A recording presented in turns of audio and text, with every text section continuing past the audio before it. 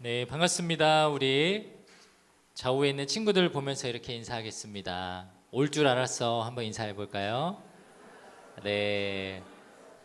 시험 끝나고 되게 오랜만에 온 친구들도 있는 것 같아요. 그동안 공부하느라 또 시험 보느라 참 애썼습니다. 우리 한번 오랜만에 격려의 박수 좀 할까요? 서로 고생했어. 수고했어. 네. 다음부턴 빠지지만. 그렇습니다. 네.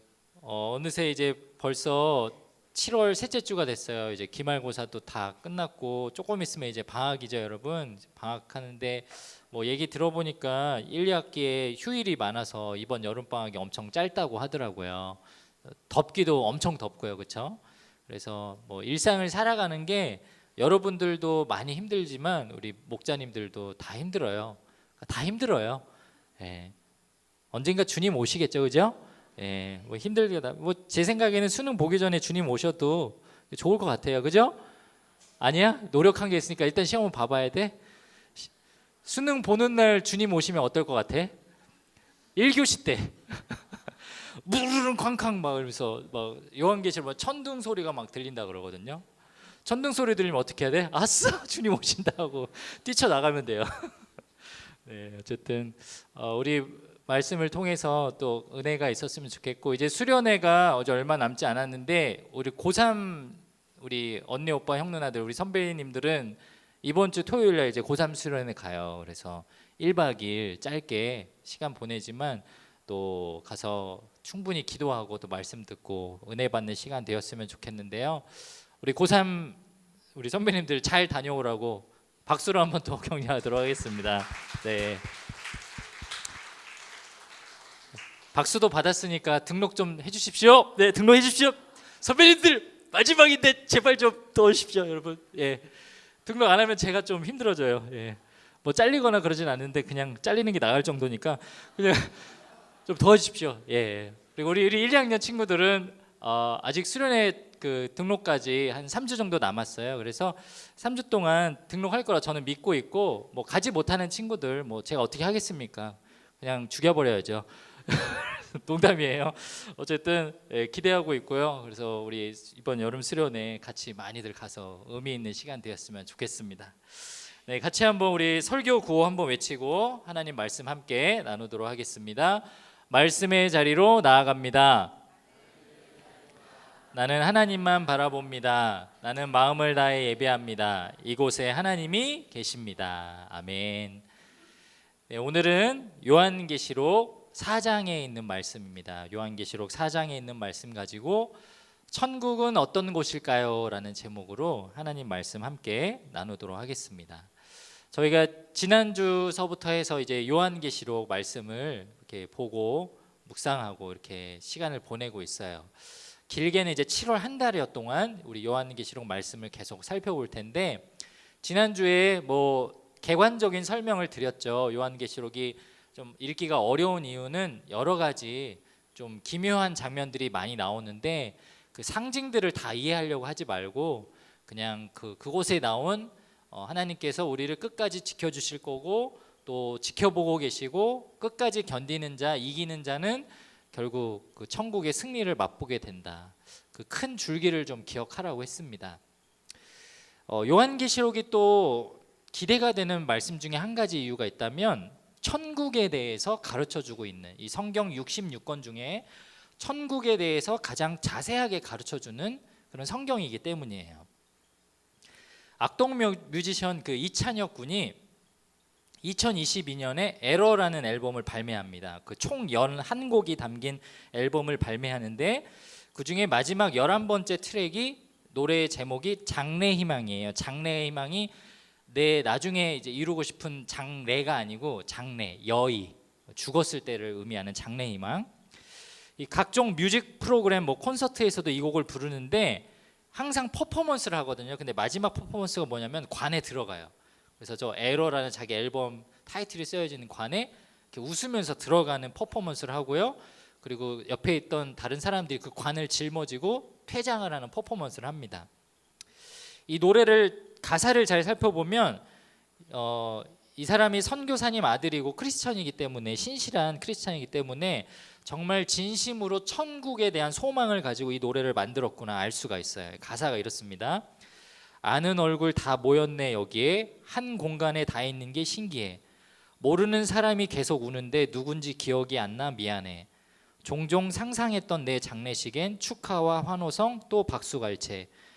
그것이 있는 파티가 됐으면 했네. 왜냐면 난 천국에 있기 때문에.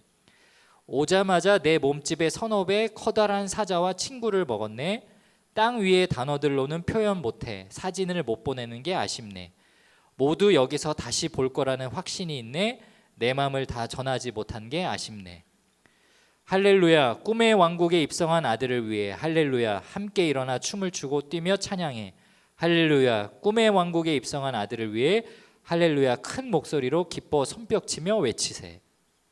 이 가사만 봐도 진짜 천국에 간다는 확신을 가지고 그 내용을 이 대중가요로 발표를 한 게 참 대단하죠. 시간이 흐르고 작년인데요. 2024년 11월 29일 제45회 청룡영화상에 축하 공연 가수로 이찬혁 군이 초대를 받아요. 그리고 두 곡을 부르는데 한 곡은 파노라마라는 노래고 그 앨범에 있는, 다른 한 곡이 제가 방금 소개한 장래희망이에요. 여전히 동일하게 이 곡의 마지막에 관에 들어가는 퍼포먼스를 하는데 이전에 했던 공연하고 확연하게 다른 한 가지를 보여줘요. 그게 뭐냐면 관에 들어가고 관을 들어서 퇴장하는 것은 똑같은데 마지막 퇴장했을 때 그 커튼을 걷어서 어디로 들어가는지 카메라가 보여주거든요. 근데 거기에 흰 옷 입은 사람들이 있어요. 그리고 장미를 뒤에 꽃을 달았는데 제가 자세하게 보진 않았지만 만약에 이찬혁 군이 천국을 묘사하고 싶으면 저게 7송이였을 거예요. 그리고 이제 마침내 내가 천국에 들어가는 그 마지막 장래희망 천국 잔치로 들어간다라는 성경적 묘사를 정확하게 저 공연에서 합니다.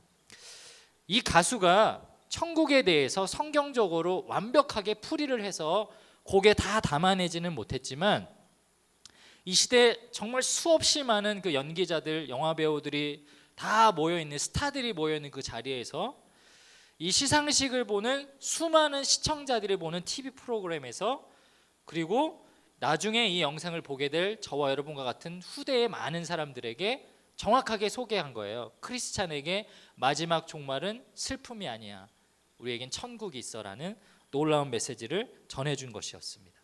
제가 이 영상을 보고 22년도에 발매된 그 앨범을 23년도에 한 콘서트에서 퍼포먼스한 걸 보고 되게 기분이 좋았었는데 작년 청룡영화상에서 라이브로 저 장면을 보면서 얼마나 소름이 돋았는지 몰라요. 여러분, 천국은 어떤 곳일까? 이 가사에 적혀 있는 것처럼 천국은 참 좋은 곳이에요. 여러분 그거 믿으세요?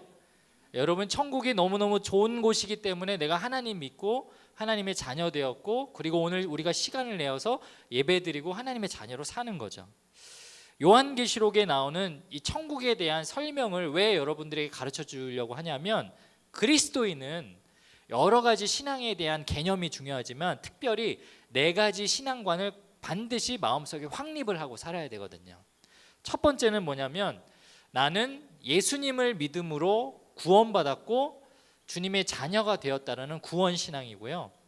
둘째는 나는 이제 하나님의 자녀가 되었기 때문에 내가 오늘 이 자리에서 죽어도 나는 천국에 간다, 다시 부활한다라는 부활신앙이고, 또 세 번째는 그 예수님께서 우리를 위해서 죽으셨지만 언젠가 다시 이 땅의 마지막 날을 정하셔서 재림하셔서 심판을 하신다라는 그 재림신앙. 그리고 마지막이 뭘까요? 우리가 언젠가 우리의 인생의 종말은 결국 하나님 곁으로 간다라는 천국 소망입니다. 우리가 이 신앙을 가지고 살아가야 합니다. 저와 여러분이 예수님을 믿고 구원받아서 하나님의 자녀가 되었고요, 오늘 죽어도 천국에 간다는 확신을 가지고 살아야 되고요, 그 하나님 곁으로 우리가 가서 평생 동안 천국에 거한다는 소망을 갖고 살아야 돼요. 그런데 그게 힘들죠. 저런 신앙관을 갖고 살아가는 게 쉽지가 않죠. 왜냐하면 우리가 사는 세상이 너무 힘들기 때문에. 근데 생각해 보면 여러분 이 세상에서 몇 년 살아요? 아무리 의학이 발달하고 잘 먹고 잘 살아도 창세기 그 모세의 노아의 그 방주 사건 이후에 하나님께서 인간의 그 생명을 120년으로 한정하셨거든요. 아무리 발버둥 쳐도 여러분 120살 이상 못 살아요.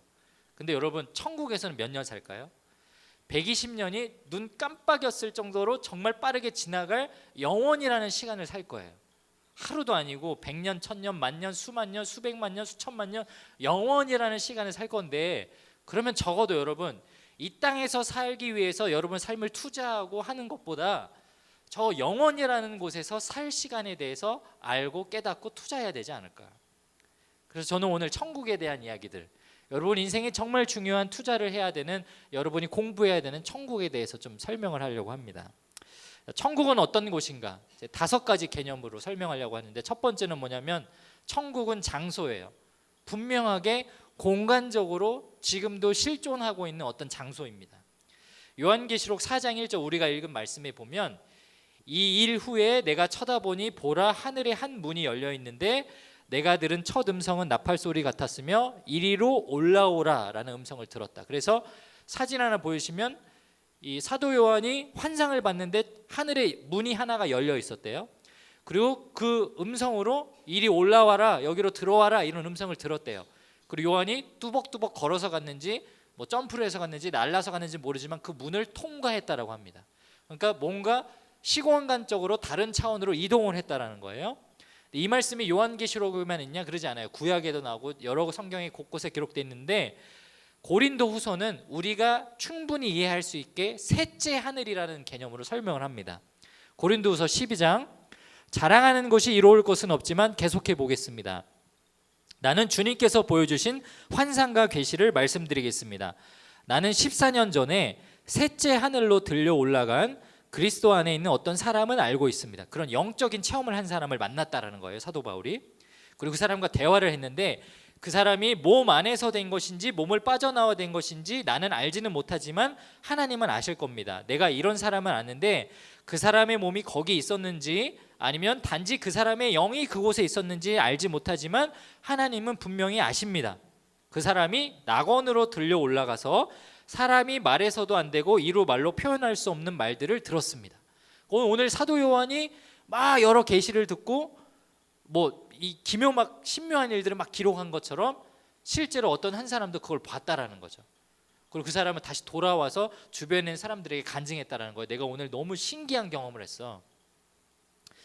천국이 가리키는 것을 이 사도 바울은 셋째 하늘로 묘사를 했어요. 그러면 성경이 가리키는 이 천국이 말하는 셋째 하늘이 공간적으로 어떤 의미가 있냐? 첫 번째 하늘은 뭘까요? 첫 번째 하늘은 우리가 보는 하늘이에요.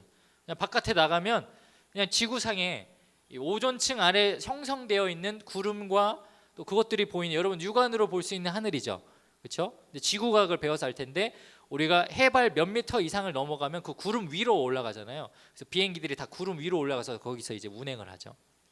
두 번째 하늘은 뭘까요? 이 지구라는 행성 위에 있는 우주 공간을 말해요. 그 우주 공간을 다스리는, 그 우주 공간을 하나님께서 그 창세기에 보면 별과 만물들을 지으셨다라고 나와 있는데 그 공간이 두 번째 하늘이에요.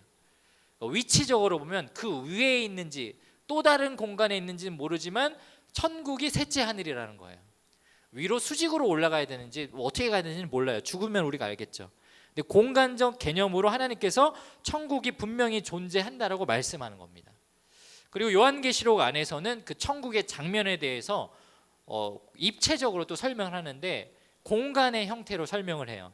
21장 1절에 보면 또 새 하늘과 새 땅을 보았다, 이 천국의 장면을 보았다라고 해서 전체적인 환경을 설명을 합니다. 그림을 하나 보여주시면 21장 1절에 처음 하늘과 처음 땅이 없어졌고 바다도 있지 않더라 이렇게 쓰여져 있어요. 그러니까 지금 우리가 살고 있는 지구라는 환경과 좀 다른 거죠. 일단 바다가 없대요. 여러분 살아있을 때 바닷가 많이 가세요. 천국 가면 해수욕 못해요. 예. 해수욕 할 필요도 없겠지만 다른 일이 더 즐겁겠지만, 그리고 저 공간에 하늘과 땅만 있는 그런 천상적인 공간이 준비되어 있다고 하죠. 그리고 거기에 있는 건축물을 막 보게 되는데 이 거룩한 도성 새 예루살렘 성을 이제 요한계시록에서 의미적으로 설명합니다. 대표적인 건축물 하나를 가리켜요. 이 건축물이 어떻게 생겼냐면 그림을 보여주시면 정육면체의 형태를 띠고 있어요. 가로, 세로, 높이, 이 너비가 다 똑같이 2,400km라는 규모로 지어졌다고 하는데 이제 단면으로 봤을 때 4가지 단면이 있는데 그곳에 3가지 문이 다 달려 있습니다. 그리고 그 문에는 이스라엘 12지파의 이름이 쓰여져 있고, 그 문 아래에 보면은 그림으로 보일지 모르지만 조그만 동그라미 하나 있는데 저게 문의 기초석이라고 하거든요. 그 기초석에는 12제자의 이름이 쓰여져 있대요. 많은 사람들이 저 천상의 공간 안에 중앙에 예루살렘 도성이라고 하는 저 공간에 들어가는 모습을 보았다라고 합니다. 그런데 저 크기가 얼마나 대단한지 벽 두께만 해도 66m 정도 된다라고 해요. 66m면요, 여기서부터 저기 끝까지가 제가 봤을 때는 한 12m 될까요? 이거에 한 5배, 6배 되는 두께가 벽인 거예요. 그 벽 하나를 통과하는 데면 얼마나 많이 걸어야 될지 모르겠어요. 그러니까 어마하게 넓은 공간을 하나님께서 이렇게 공간으로 지으셨다. 가장 큰 특징이 요한계시록 21장 22절에 나오는데, 요한이 그 안에 들어가 봤는데 자기가 봤을 때는 가장 중요하다라고 생각하는 한 가지가 없었대요. 그게 뭐냐? 성전이 없대라는 거예요. 예루살렘 성전, 우리의 지금이 우리가 머물고 있는 교회라는 건물, 이런 게 있지 않고 그 안에 그 중심에 하늘 보좌에 앉으신 하나님의 형상이 있고, 그 옆에는 우리를 위해서 죽으시고 부활하신 예수님께서 그 옆에 서 계시는 장면을 보았다라고 합니다. 천국은 어떤 곳이냐, 이제 두 번째 개념인데, 천국은 어떤 곳이냐면 이런 공간적 개념을 뛰어넘어서 천국은 하나님과 함께하는 곳이에요. 여러분, 인생을 살면서 하나님이 너와 함께 하실 거야 막 이런 축복도 듣고, 우리 안에 하나님이 계셔, 성령 하나님이 계셔, 이런 신학적인 견해들을 막 배우죠. 그런데 하나님이 함께 하시지만 왜 삶 가운데 우리가 죄를 짓고 넘어지고 어려운 일들이 있느냐? 아직 하나님과 완전히 연결되어 있지 못하기 때문에, 부분적으로 연결됐다가 끊어졌다가 연결됐다가 끊어졌다 해요. 우리의 죄성 때문에. 근데 우리가 죽고 나서 저 하늘에 올라가면 요한계시록에 가장 많이 발견되는 단어 중에 하나가 보좌에 앉으시니라는 표현이거든요. 눈만 뜨면 하나님이 보이는 거예요. 계속 그 자리에 하나님 우리와 함께 하시는 것입니다. 하나님과 완전히 함께함으로 죄도 없고 슬픔도 없고 어려움 없는 시기로 우리가 그 누림을 당할 수 있는 것이죠. 천국은 어떤 곳인가? 세 번째로는 영원한 생명을 우리 가운데 주시는 겁니다. 그곳에 가면 죽지 않아요. 요한계시록 21장 6절에 보니까 내가 생명수 샘물을 목마른 자에게 값없이 주리니, 우리 21장 2절 강 좌우에 생명나무가 있어 12가지 열매를 맺되 달마다 그 열매를 맺고 그 나무 잎사귀들은 만국을 치료하기 위하여 있더라. 여러분, 그림 하나 보여주시면은 지금 이 천국의 자연 환경에 대해서 설명을 하는데, 생명수 샘물이 보좌로부터 계속해서 흘러간대요. 끝이 어딘지 알 수 없게. 그리고 그 옆으로 생명나무가 막 그 나무들이 막 세워져 있다라는 거예요. 여러분, 생명나무가 어디에 있었어요? 처음에 창세기에 보면 에덴 동산에 있었어요. 생명나무가 있고 그 옆에 뭐가 있었어요? 선악을 알게 하는 나무. 근데 하나님께서 아담과 하와를 내쫓았죠. 그리고 천사들, 불거물들 천사를 통해서 에덴 동산에 다시는 못 들어오게 막았다라고 나와 있어요. 근데 불가사의지만 그게 지구상에서 사라져 버렸어요. 발견을 못 해요. 하나님이 없애버렸는지 하나님이 그것을 저 천국으로 가져가셨는지 우리는 알지 못하죠. 근데 천국에 가면 창세기에 하나님께서 처음 인간을 만드시고 천하 만물을 만드실 때 창조하셨던 그 생명나무가 넘치도록 있는 거예요. 그 말인즉슨 육신의 개념은 없지만 내가 영원히 살고 싶으면 어떻게 하면 돼요? 생명수강에서 물 마시고 생명나무 열매 먹으면 되겠죠. 당연히 천국에는 육적인 존재가 아니기 때문에 저런 행위들을 하지 않아도 영원히 살지만 하나님께서 형상학적으로 영원히 살 수 있게 그렇게 해놓았다라는 겁니다. 네 번째, 천국은 또 어떤 곳이냐? 이게 아주 여러분에게 큰 위로가 되었으면 좋겠는데요, 아픔과 슬픔과 고통이 없는 것이에요. 더 이상 공부하지 않아도 돼요. 더 이상 육아하지 않아도 돼요. 더 이상 출근해서 일하지 않아도 됩니다. 자유합니다. 요한계시록 20장 6절에 보니까 이렇게 말씀이 있어요. 첫째 부활에 참여하는 자들은 복이 있고 거룩하도다. 둘째 사망이 그들을 다스리는 권세가 없고. 여러분, 죽어서 부활해서 다시 천국에 들어간 사람은 다시는 어떤 사망의 권세가 괴롭히지 못한다라는 거예요. 영원히 산다라는 것입니다. 그리고 요한계시록 21장 4절 모든 눈물을 그 눈에서 닦아주시니 다시는 사망이 없고 애통하는 것이나 곡하는 것이나 아픈 것이 다시 있지 아니하리니. 또 21장 8절 22장 15절 두려워하는 자들, 믿지 않는 자들, 흉악한 자들, 살인자들, 음행하는 자들, 점술과 우상숭배, 거짓말하는 모든 자, 불과 유황으로 타는 못에 던져지리니.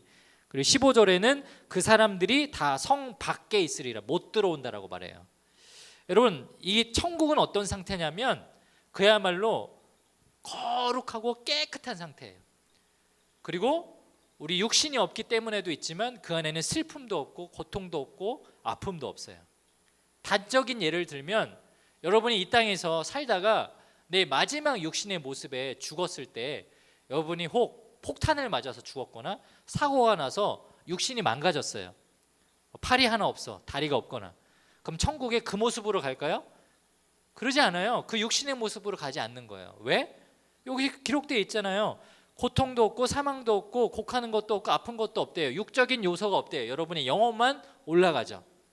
그래서 어느 성경학자는 이렇게 말하기를, 태어나서부터 병자가 된 사람도, 장애가 있는 사람도, 육신이 불편한 사람도 그 안에서는 새 옷을 입고 하나님을 찬양할 수 있는 가장 영광스러운 모습으로 변화시켜 주신다라고 그렇게 말씀하는 겁니다.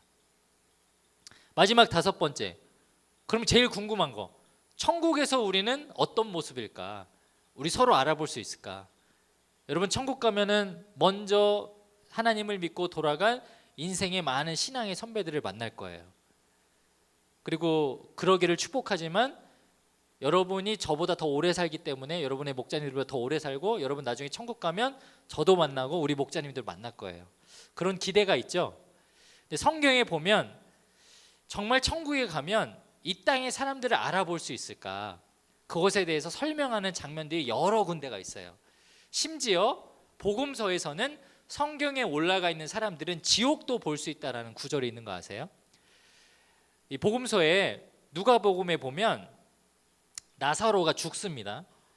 이 나사로가 죽은 것에 대해서 예수님과 그 가족들이 슬퍼하면서 나사로를 대신 살려달라고 해요. 그래서 나사로의 무덤에 가서 나사로야 나오너라 하니까 나사로가 다시 나오는데, 나오자마자 그 사람이 간증을 해요. 무슨 간증을 하냐면, 내가 며칠 동안 죽어 있었는데 별의별 경험을 다 했어요. 그리고 자세하게 이야기를 들어보면 천국에 갔다 온 거예요. 뭘 했는데, 근데 기중에 기억나는 사건 한 가지를 성경에 기록해 뒀는데, 나사로는 천국에 있고요, 천국에서 지옥에 있는 한 부자를 만나요. 아마 살면서 동네에서 알고 지냈던 부자였던 것 같아요. 물어봤대요. 당신 그렇게 돈 많은데 왜 거기에 있어요? 왜 그곳에 있어요? 나도 몰라. 아, 뜨거워 죽겠어. 근데 자기가 육신적으로 살아왔을 때 봤던 그 부자의 모습, 다시 부활하고 봤을 때는 옆집에 사는 그 부자가 지옥에 있는 미래의 모습을 보고 온 거예요. 그러니까 천국에서는 지옥에 있는 사람을 볼 수 있어요. 그 사람과 대화할 수 있었다는 장면이 나옵니다. 그리고 고린도전서 마태복음 22장이나 이런 데 보면 예수님의 제자들이 예수님하고 같이 변화산에 올라가 가지고 모세랑 엘리야를 보죠. 그러니까 지금 어쨌든 내 육신의 모습으로 가지는 않겠지만 표식이 있든지 혹은 여기 명찰이 있든지 모세, 엘리야 혹은 이상현, 뭐 여러분의 이름 뭐가 있든지 누군지는 알아볼 수 있는 뭔가 형태를 가지고 있다라는 겁니다. 육신처럼 뭐 긴 머리, 뭐 흰 옷, 빨간 띠, 혹은 뭐 청바지에 뭐 반팔티 이런 옷을 입고 있다라는 것이 아니라 뭔가 영적으로 구별할 수 있는 그런 형태는 천국에서 갖고 있다라는 거예요. 그럼 여기서 질문, 여러분 살면서 교회는 같이 다녔어. 얘도 예수 믿고 나도 예수 믿어. 근데 세상 사는 동안 얘가 정말 너무너무 꼴보기 싫었어.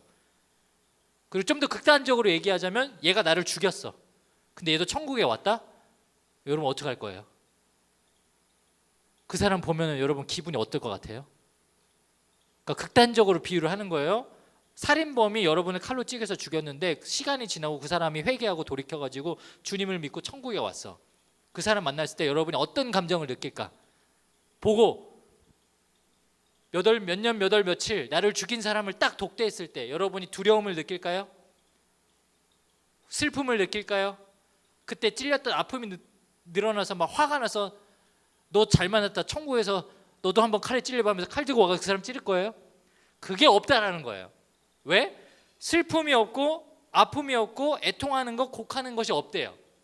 추측할 수 있죠. 아, 그 사람을 알아보지 못하게 하나님이 간섭을 하시거나 알아봐도 그 사람에 대한 아픈 기억이 떠오르지 않게끔 사랑할 수 있게끔 만들어 놓은 기가 막힌 장소가 천국이라는 거예요. 여러분 소망이 생기죠. 여러분 지금 살다가 진짜 꼴보기 싫은 사람이 있잖아요. 지금만 미워하세요. 천국 가면 사랑할 수 있어요. 미워하지 않을 수 있어요. 여러분 때론 여러분 형제 자매들 중에 심지어 여러분 부모님 중에 같은 예수 믿는 집사고 권사고 장로인데 너무 꼴보기 싫잖아요. 그냥 지금 잠깐 미워하세요. 천국 가면 사랑하게 됩니다. 그리고 마음을 비우세요. 혹시 제가 밉다면 천국에서는 기쁨으로 만날 수 있기를 주의 이름으로 축복합니다. 우리 정중희 목사님 미워하는 분 많을 텐데 사랑으로 다시 만날 수 있기를. 그리고 구약에서도 천국에 대해서 묘사하는 장면이 여러 군데 있거든요. 여러분 천국에 보면은 막 아까 그 이찬혁 군이 만든 그 찬양에도 나오는데 뭐 이리와 어린 양 뭐 사자와 막 같이 뛰놀고 막 그런 가사들 있죠. 이사야서에 보면 이런 말씀이 있어요. 그때에 이리와 어린 양이 평화롭게 살며 표범이 새끼 염소와 함께 누우며 송아지가 새끼 사자와 어린 항소랑 함께 다니고 어린아이가 그것들을 이끌고 다닐 것이다. 이게 에버랜드인데 지금 초식동물, 육식동물 다 끌고 어린이가 유치원생이 끌고 다닌다는 거예요. 암소와 곰이 사이좋게 풀을 뜯을 것이며 새끼들이 함께 누우며 곰하고 암소하고 같이 풀을 뜯어 먹는데 너도 먹을래? 사자가 소처럼 풀을 먹는데 이게 좀 이상하죠. 그 젖먹이가 독사 구멍 앞에서 막 야 쌀보리 하고 좀 이상해요. 그림으로 표현하자면 그래서 어떤 사람이 천국에 대한 동물들 이렇게 그림으로 한 장 표현한 게 있는데 이게 실제로 가능할지는 모르겠어요. 그리고 어떤 성경학자는 공룡도 있을 거라고 그래서 막 브라키오 그네 타고 다닐 거라고 어린이들은 키즈파크. 근데 저는 뭐 그렇게까지는 상상이 잘 되지는 않고 성경적으로 이렇게 해석하는 게 맞냐 1차원적으로 진짜 동물이 있다고. 왜냐하면 요한계시록에 이런 생물에 대한 기록은 없거든요. 이사야 선지자가 뭔가 평화로운 상태를 설명한 걸 수도 있고 그리고 성경에 기록되어 있으니까 정말 1차원적으로 여러분이 그곳에 가면 사자 등에 올라타서 놀고 뛰어놀지도 모르겠어요. 근데 어쨌든 육신의 어떤 즐거움, 이 땅에서 경험했던 어떤 즐거움과도 비교할 수 없는 놀라운 그 즐거움이 천국에 있다라는 것입니다. 여러분 제가 소개한 오늘 천국에 대한 이야기를 들어보니까 여러분 어떤 마음이 드세요? 가고 싶죠? 빨리 가고 싶어요? 그러면 안 돼요. 이 땅에서 살아야 할 사명이 있어요. 여러분 살아가는 동안 100년이라는 시간이 주어졌는데 최선을 다해서 사세요. 그리고 사는 동안 천국에 대해서 더 깊이 공부하세요. 제가 알려드린 것보다 시간이 지나면 지날수록 더 많은 자료와 해석들이 나올 거예요. 근데 오늘 두 가지만 기억하세요. 자, 따라해 볼게요. 천지일보. 그 다음에 뭐였더라? 천지일보 아무튼 기억하세요. 천지일보 들어가지 마. 신천지야. 뭐 봤더니 제가 구글로 엄청 찾아보는데 뭔가 이상하다 싶으면 다 신천지, 세저, 뭐 증거 장막성전, 뭐뭐뭐 목사. 여러분 천지일보 들어가지 마세요. 그거 다 저거예요. 가짜예요. 내가 여기다 써놨는데 일부러 오늘 꼭 가르쳐줘야 하고. 그리고 어느 지역이었는데 무슨 대구일보였나 뭐가 있어요 하나. 아무튼 있어요. 구약 그 구글링을 해도 좋은데 거기에 요한계시록 치면 제일 최상단에 나온 사이트는 다 신천지가 매수해가지고 제일 위에 쓰거든요. 그러니까 사이트는 들어가지 말고요. 교회 사이트는 들어가면 그 교단이 표시되어 있는 데만 들어가서 글로 읽어보세요. 근데 하여튼 휘황찬란하게 막 묘사하는 것들은 이상한 짭퉁 사이비 종교가 많아요. 정 모르겠으면 목자님이나 저한테 연락해서 이거 읽어봐도 되냐고 물어보면 답변해 줄 테니까 어설픈 거 괜히 듣고 이상한 거 빠지지 않았으면 좋겠습니다. 자, 오늘 그럼 이제 본문에 들어가서 우리가 4장 말씀을 봤는데 이 요한계시록 4장에서도 천국에 대해서 증명을 해요. 두 가지를 가르쳐 주는데 천국이 어떤 곳인지에 대해서 가르쳐 줍니다.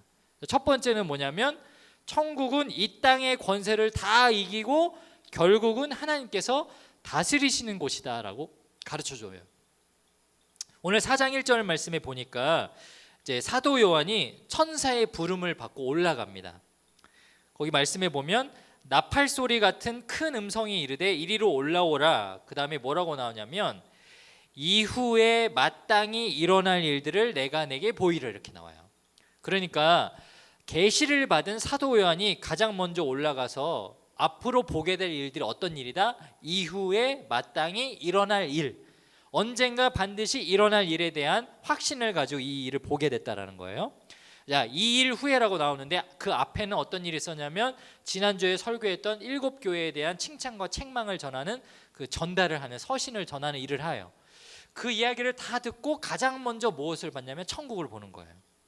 4장 2절, 내가 곧 성령에 감동되었더니 보라, 하늘에 보좌를 베풀었고 그 보좌 위에 앉으신 이가 있는데, 가장 먼저 천국에 올라가서 가장 먼저 발견한 것이 무엇이냐면 하나님이었어요. 보좌에 앉으신 하나님. 그리고 3절부터 11절까지 그 하나님에 대한 설명을 막 합니다. 뭐 벽옥, 홍보석, 무지개, 녹보석, 24보좌, 뭐 흰옷 입은 24장로, 번개, 등불, 뭐 여러 가지 나와요. 근데 여러분 다 몰라도 돼요. 근데 그 중에 여러분이 꼭 기억했으면 하는 게 있어서 한 가지 설명을 하는데, 4가지 생물에 대한 기록입니다. 요한계시록 4장 7절에서 8절 우리 같이 한번 읽어볼게요. 시작. 그 첫째 생물은 사자 같고, 둘째 생물은 송아지 같고, 셋째 생물은 사람 같고, 넷째 생물은 독수리 같은데, 4가지 생물이 나오죠. 사자, 송아지, 사람, 독수리. 그리고 그 동물들이 각각 6날개를 가졌고 그 안과 주위에 눈들이 가득하더라 이렇게 나옵니다. 그러면 목사님, 이게 눈깔이 가득한 건가요? 여기 막 온몸에 눈이 막 달려있는 징그러운 형상인가요? 뭐 그렇게 해석할 수도 있지만, 눈들이 가득하다라는 것은 이 주변의 모든 환경을 철저하게 감시하고 관찰하는 능력이 있다라는 거예요. 4가지 동물을 봤다라고 합니다. 첫 번째는 사자예요. 그리고 두 번째는 송아지, 세 번째는 독수리, 그리고 네 번째는 사람. 이 똑같은 장면을 이사야서에서도 보고 에스겔서에서도 보고 또 사도 요한도 봅니다. 구약과 신약에 공통적으로 이 동물을 보는 장면이 나오는데, 그래서 이 동물을 성경학자들은 스랍이라고 말해요. 천사 중에 하나죠. 6날개를 가졌는데 이 날개 중 2날개는 얼굴을 가렸다라고도 하고 발을 가렸다라고도 하고 2날개로 날고 있어요. 그리고 에스겔서에서는 이 4생물이 하늘 보좌에 앉으신 하나님을 떠받치고 있다라고 묘사를 합니다. 그러면 이 4생물은 무엇을 하는 동물이에요? 하나님을 찬양하고 하나님을 섬기는 존재죠. 영적인 존재, 천사라고도 할 수 있어요. 근데 왜 4가지 동물로 표현을 했느냐? 사자는 무엇을 의미할까요? 동물의 왕 사자라고 하죠. 사자는 이 땅의 짐승들의 패권을 진 사람이에요. 다스리는 자, 통치자, 그런 의미가 있고요. 그 다음 두 번째 송아지는 어떤 동물이니까 평생 동안 열심히 일하는 동물이죠. 섬기는 것을 의미해요. 세 번째는 사람입니다. 하나님께서 이 세상 가운데 가장 지혜로운 존재로 만든 존재가 사람이죠. 하나님과 같이 생각할 수 있고 자유의지가 있고 설득할 수 있고 성격도 주셨어요. 이 세상 모든 사람들의 지혜를 가리켜요. 그리고 마지막이 뭐예요? 독수리. 자, 여러분, 독수리는 어떤 존재예요? 초월적인 존재예요. 이 땅에 괴롭힘을 받지 않고 하늘을 가르고 굉장히 긴 시간 동안 살아갑니다. 하늘의 맹수이면서 땅의 것도 사냥해서 다스릴 수 있는 어떤 패권을 가르쳐요. 그래서 고대 로마 군대들은요, 기원전 104년부터 자기 로마 군대를 상징할 때 한 가지 동물을 형상화했는데 그게 뭐냐면 독수리예요. 그리고 신적인 존재로 이름을 지어줬어요. 아퀴라라는 이름을. 그래서 이 로마 군대는 항상 출정을 할 때마다 기수가 아켈레오스라는 그 군단에서 가장 우수한 기수가 독수리 형상이 있는 이 기를 들고 전쟁에 나갑니다. 그리고 그걸 들고 싸워요. 용맹함을 상징해요. 근데 오늘 사도 요한이 일부러 이 요한계시록의 초반부에 4가지 생물하면서 독수리라는 이름을 딱 넣었을 때 그 당시 유대인들은 소스라치게 놀랐을 거예요. 왜냐?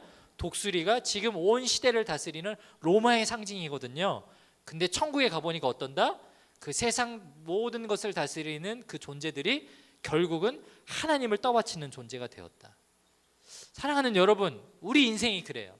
지금 살아가다 보면 여러분, 공부 열심히 해서 대학 가는 게 제일 중요한 일 같고요, 내가 열심히 돈 벌어서 자식들, 가족들 먹여 살리는 게 중요한 일 같고요, 내가 열심히 뭔가 성공해서 명예를 지키고 성공하는 게 중요한 것 같아요. 세상에서 성공하는 게 가장 중요한 것 같고 그 독수리를 내가 어떻게든 누려보려고 열심히 애쓰는데, 천국에서는 뭐라고요? 아무것도 아니라는 거예요. 하나님을 떠받치는 미개한 생물 중에 하나라는 거예요. 언젠가 우리가 인생을 맞이하면 마침내 이 모든 것을 다스리시는 하나님을 만나게 된다라는 것입니다. 사랑하는 여러분, 우리 인생은 결국 끝이 납니다. 종말이 있습니다. 여러분 인생의 마지막에 언젠가 이 세상의 모든 것을 다 벗어버리고 다 버리고 저 하늘에 올라가 우리를 다스리는 하나님을 만나는 것, 그 천국 소망을 기억할 수 있는 우리 모두가 되시길 축복합니다.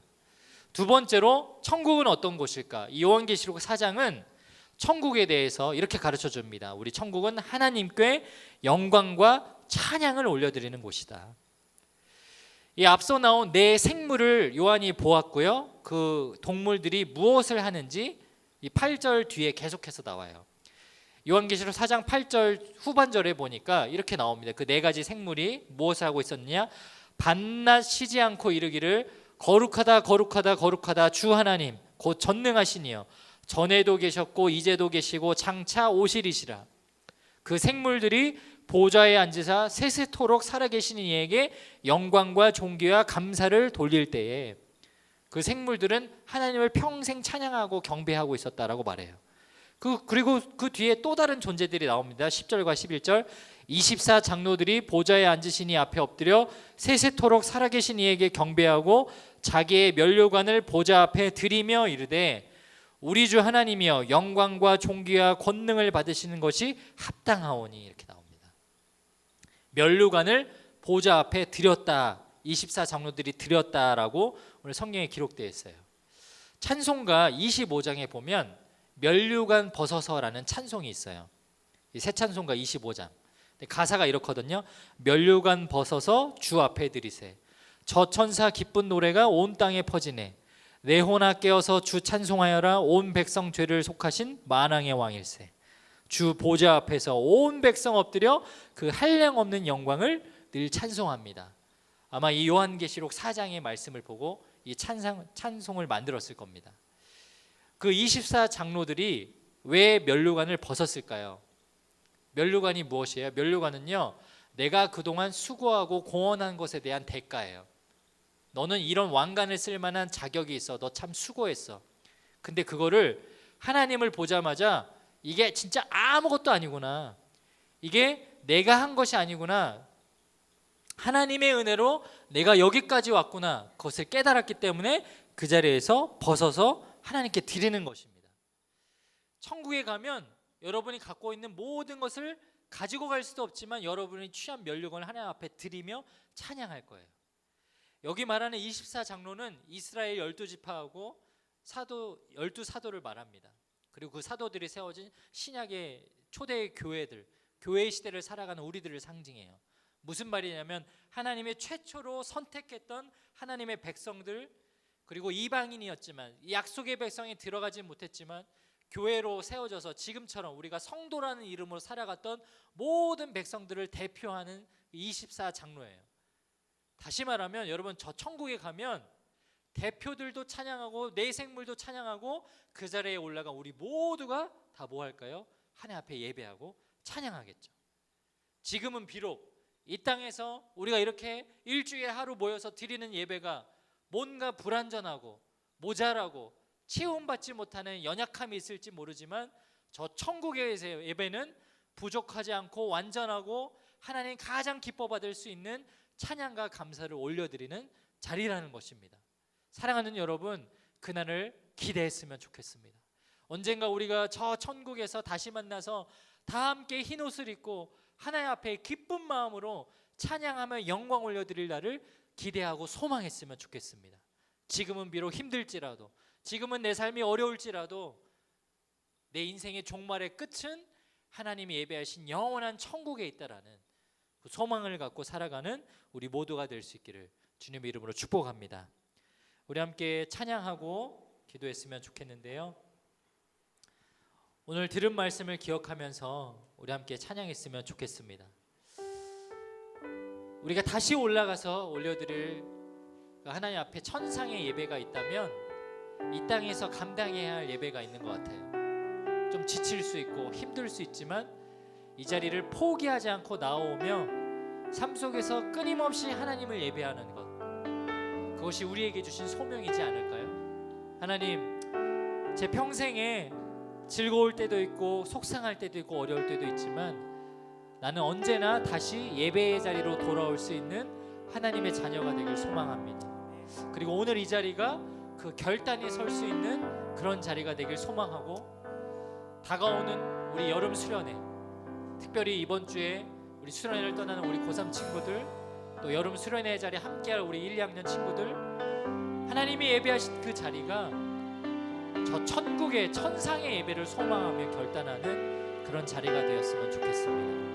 우리 이 시간 다 함께 자리에서 일어나서 우리 다시 일어나 이 찬양 부르며 하나님 평생 동안 그 예배의 자리를 소망하며 우리 이 찬양을 통해서 결단하며 나아갑니다.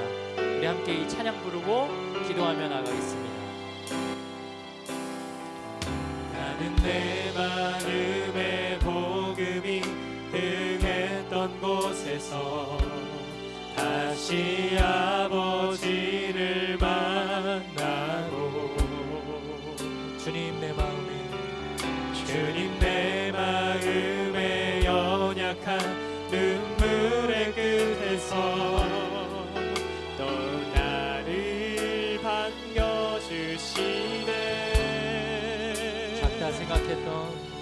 작다 생각했던 주의 부르심 다시 나를 회복해 하시네.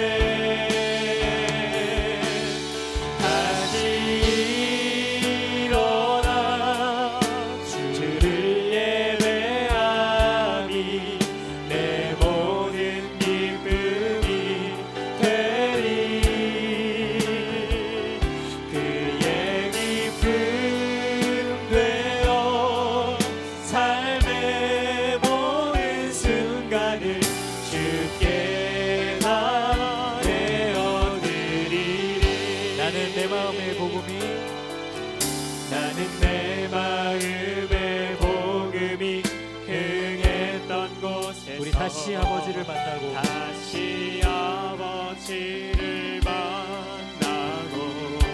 우리 예배의 자리에서 주님을 만나길 소망합니다. 주님 내 마음의 연약한 눈물의 끝에서 나를 반겨주시네. 또 나를 반겨주시네. 아멘. 내가 작다 생각했던 주의 부르심 다시 나를 회복해 하시네. 다시 일어나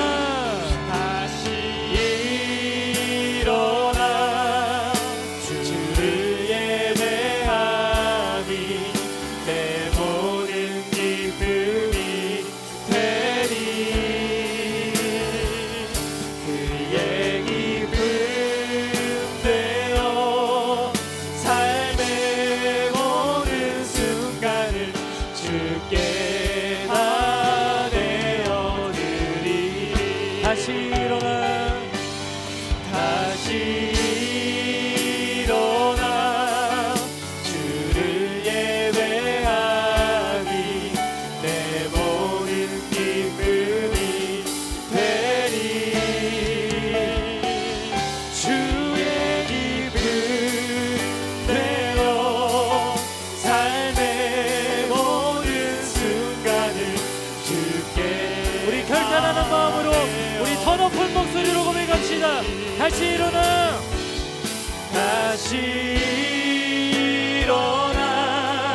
주를 예배하니 내 모든 기쁨이 되리. 주의 기쁨 되어 삶의 모든 순간을 주께 다 내어드리리. 이 시간 한번 기도했으면 좋겠습니다. 하나님 예배하신 천상의 예배, 그 놀랍고 감사한 영광과 찬송이 가득한 그 예배를 우리가 이 땅에서 드릴 수 있다면 그것이 얼마나 큰 감격일까요? 그것이 얼마나 큰 기쁨일까요? 저는 소망합니다. 사랑하는 여러분, 우리가 모인 이 매 주일의 예배의 자리가 우리가 수련회에서 하나님을 만나 감격을 가지고 크게 부르짖는 그 찬양의 자리가 그런 천상의 예배가 될 줄로 믿습니다. 아멘. 우리 이 시간 그 기대감을 가지고 한번 기도했으면 좋겠는데요. 하나님, 내가 살아가는 동안 힘들지만 어렵지만 이 예배의 자리를 사모하게 하여 주시옵소서. 아멘. 우리 삶의 자리에서 어떤 어려움을 만난다 할지라도 내 삶의 끝은 그 결국은 그 종말은 하나님 곁으로 가는 것이라는 천국 소망을 기억하게 하여 주시옵소서. 그 기대를 가지고 하루하루 살아가게 하시고 예배의 자리에 기대를 가지고 나아올 수 있도록 주님 내 마음을 붙잡아 주시옵소서. 우리 시간 주의 한번 외치고 그 간절한 마음으로 기도하며 나가겠습니다. 주여, 사랑의 하나님 아버지, 당신이 우리에게 천국을 선물로 주시는 분이십니다. 하늘나라의 영광을 우리에게 보게 하시는 분이십니다. 내 순간 예배하고 찬양할 수 있는 아름다운 삶을 우리에게 알려주시는 분이십니다. 주여, 경험하게 하여 주옵소서. 우리에게 그 하나님의 말씀을 오시는 사랑하는 주님의 믿음을 하여 주옵소서. 사랑의 하나님 아버지, 내 순간 이 생의 삶에서 당신을 예배하고 찬양하고 당신께 영광 돌려드리는 아름다운 순간들이 우리의 인생의 매 순간 가운데 이루어지게 하여 주시옵소서. 하늘나라가 하늘에서 이루어지는 것과 같이 이 땅에서도 우리의 삶 가운데 있고 이루어지는 놀라운 역사가 우리에게 있기를 소원합니다. 우리에게 그런 은혜를 허락하여 주시옵소서. 구원받은 자의 모습으로 구원받은 하나님의 아름다운 자녀로 이 세상 가운데 삶을 살아갈 수 있도록 하나님 우리를 축복하여 주시옵소서. 살아계신 하나님 아버지, 하나님 온 천하 만물을 만드시고 우리를 자녀 삼아 주시고 죄인된 저희들 이 땅에 하나님 자녀 되었다라는 한 가지 소망만 갖고 살았다라면 오늘이 요한계시록의 말씀에 가르친처럼 언젠가 어느 날 우리가 저 천국에 올라가 다 함께 만나 저 천군 천사들, 예비되어 있는 수없이 많은 하나님의 생물들, 24 장로들, 그리고 먼저 그 천성에 올라간 믿음의 선배들과 함께 하나님을 마음껏 찬양하고 영광 올려드리는 그 천상의 예배를 꿈꾸게 하여 주시옵소서. 세상 살아가는 동안 특별히 고등학생으로서 얼마나 힘들고 바쁘고 어려운 학업과 인생을 살아가고 있습니까? 주님, 우리 귀한 하나님의 자녀들의 애쓰고 고단한 마음들 주님 불쌍히 여겨주시고, 혹여나 우리 아이들 그래서 너무너무 지치고 힘들고 포기하고 싶을 때 오늘 이 말씀을 기억하게 하여 주시옵소서. 결국은 승리하게 하실, 결국은 우리를 하나님 곁으로 인도하실 그 놀라운 하나님의 섭리를 기억하며 하루하루 살아갈 꿈과 기대를 갖게 하여 주시옵소서. 특별히 여름 수련회가 이제 정말 코앞으로 다가왔습니다. 이번 주 우리 고3 선배님들 함께 고3 수련회의 자리로 떠납니다. 그 은혜의 자리 참여할 수 있도록 발걸음을 인도하여 주시고, 그 예배의 자리에서 부르짖고 하나님을 만나 정말 이번 여름 수련회 주제처럼 영적으로 변화되어 세상을 변화시키는 청소년들로 더 체인저가 될 수 있도록 주님께서 은혜 베풀어 주시고 함께하여 주시옵소서. 이제는 우리 주 예수 그리스도의 은혜와 하나님 아버지의 놀라우신 사랑과 성령 하나님의 역사하심 교통하심이 오늘 요한계시록 말씀을 통해 저 천국에 올라가 하나님 앞에 평생 동안 함께하며 영원한 존재로 슬픔과의 통함과 곡함이 없고 아픔이 없는 곳에서 하나님을 예배하는 기쁨으로 충만하게 삶을 살기로 결단하는 우리 사랑하는 고등마을 모든 학생들 머리 위에, 또 그들과 함께 하시는 목자님들 가정과 직장과 모든 섬김과 환경 위에 이제로부터 영원까지 함께 하시기를 간절히 축원하옵나이다. 아멘.